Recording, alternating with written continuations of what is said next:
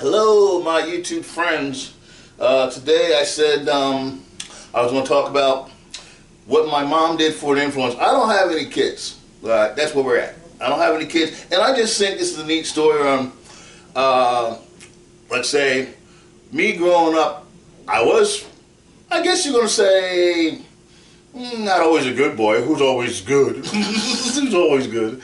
So I was a bad boy. My mom, she was giving me a beating, and this is just, she was giving me a beating because I did something wrong, because I wanted some attention. I have an older brother, and he was getting in trouble all the time. And kids, we're just funny, I'm talking about, when I was like 8 years old, and you got children, and I just want to let you all know what you probably do know, that you got to be careful what you say to your kids. And I just think this is a funny story, so I thought I'd share it with you. So while my mom was whipping me, and she was using my own toys to beat me up or whip me, and she was trying to, I told the bus driver something derogatory because my brother, he was always getting in trouble, and I just wanted attention. So it was always Tony and Brian, Tony and Brian, Tony and Brian. And I was like, when is it Brian? So I was probably begging for a whipping. I want some attention. I want you to whip me, Mom. And it wasn't like I'm trying to get beaten all the time. I was just like jealous because it's always Tony and Brian, Tony and Brian. Well, hell, I'm the younger kid. Let me get in trouble so I can get Brian by myself. I just wanted attention. I was a little kid. So anyway, so she's giving me a whipping with my own toy, and I'm jumping over the track. So it's those orange Hot Wheel tracks, and she's giving me a whipping. And what happens is, while she's beating me, I'm jumping over the track. So like say, she wanted to stay below, the park, because she was giving me a proper whipping, wanted to stay below, we know where. So she wanted to stay below there so she didn't hurt me. And she didn't want me to have this thing that I can just call people bad names. So she was really trying to give me constructive criticism. And while she was beating, you, my little kid of mine, and this is where it comes out, I want you to have 10 children just like you. I want you to have 10 children just like you. So I was like, I must be a pretty bad kid. So this is what really happened in my mind. So you want me to have 10 children just like me? Why would I want 10 more brats? Mom, this is what came into my mind next. You just are not now going to have any grandchildren, but you don't know that. I said in my mind right there, I'm not going to have any kids, because if you want me to have, because I don't know what kids are like, and I know I wanted attention, and I know I must be a pain in the ass because you're giving me a beating, and now I'm going to have 10 of me? No. You just crossed off your grandchildren. And that's what I mean. It's just that we don't know what we say to kids. We don't know what they see. That's a bad influence. And there's probably nothing we can do to share about it. And I know we got to communicate with the kid. Is everything all right? With your child, and communicate with your child, and just try to bring them up properly so they're a good person, asset to the community. They take care of themselves. They become independent. They become doctors and lawyers.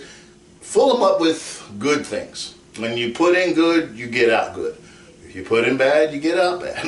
Or try to be constructive and careful. And I'm nobody to talk, but I just thought it was a good story or funny story to share, which explains why I don't have any kids.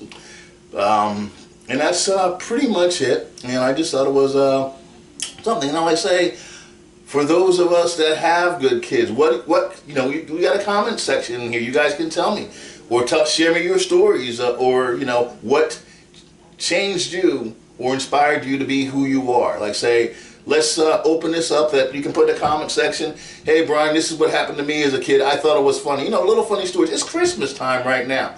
My dad, it's almost like good cop, bad cop. My dad got some good stories. He got some bad stories. But he gave me everything. He tried to give me everything I wanted for Christmas. A bicycle. I wanted a barbecue grill. I'm a little 10-year-old. Dad, I want a barbecue grill, so I can barbecue because I want to be like you.